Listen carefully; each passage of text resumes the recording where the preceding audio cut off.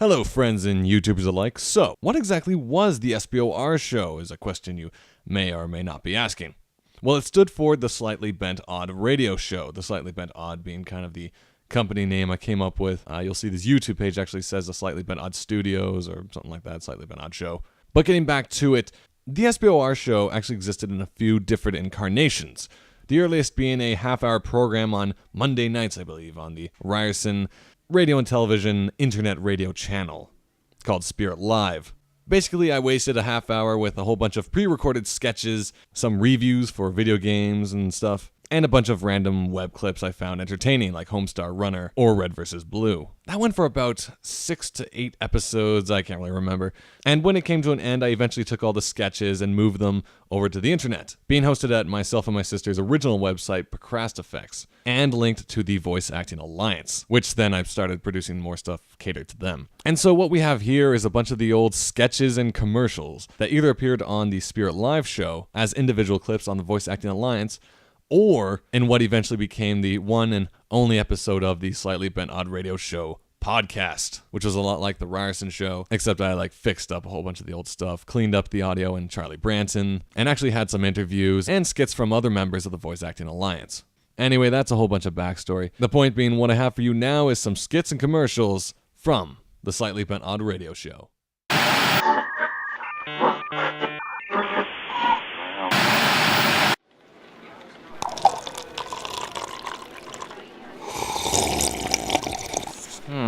Something different about this coffee. It makes me feel stronger and righteous and... Once an ordinary businessman, after drinking an extraordinary cup of coffee, Richard Murphy transformed into... Businessman! Businessman, paving the way for tomorrow in the future. Bad news, gang. There's no more donuts in the staff lounge. I'll put a lid on this crisis.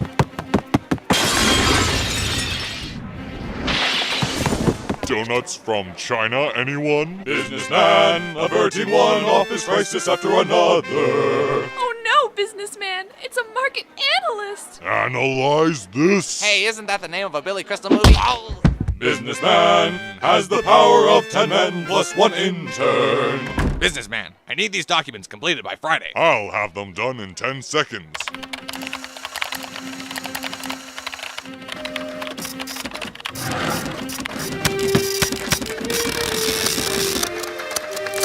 There you go, boss. Good work, businessman. But that was 11 seconds. You're fired. Businessman has been downsized and needs a new job now. Does anyone know if there's an opening at Walmart? Don't touch that browser. The SBOR show will be right back. Daddy! I got an 87 on my science test! Not now, boy. I'm watching the game. Does this sound familiar? It doesn't have to. Call the Appreciation Hotline, and you'll get the attention and gratification you deserve. Just dial 1-900-DESERVE. Tell us what you've accomplished, and one of our professional commenders will compliment you on a job well done. Just listen to some of these examples. I just finished that 3D puzzle of Notre Dame I've been working on. That's great, Billy. Yeah, Final Fantasy X2 was a bit tricky, but I beat it all the same. Out of sight.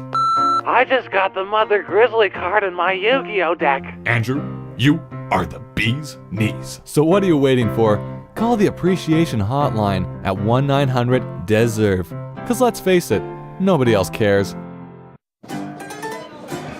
Yep, my bunions be a blistering.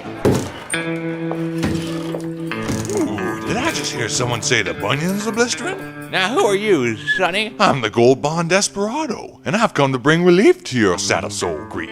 Shay, would you be talking about that stuff in them yeller boxes? None other than Gold Bond Anti-Itch Cream, which takes effect against dry skin, bug bites, and heat rashes 5 times faster than the leading competitor. Say, stranger, who is Gold Bond's competition anyway? No time for that, Slick. The job of a Gold Bond Desperado's never done. Gold Bond, make jock itch your jock bitch. Susie, Mitch, Jacob, time to practice the piano. Do we have to? Damn it!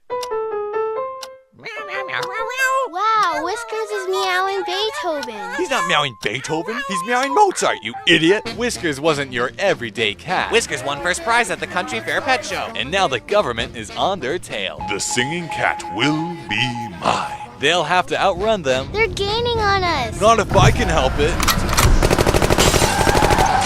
Yay! Using any meows necessary. Damn! That kitty's got some bad rhymes. Whiskers, the singing cat. Yeah, I think we should change his name to Snoop Catty Cat. Coming soon to a theater near you.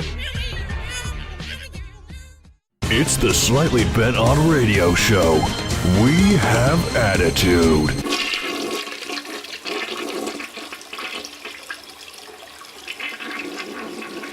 And now, the exciting conclusion to Murder Mystery Mansion.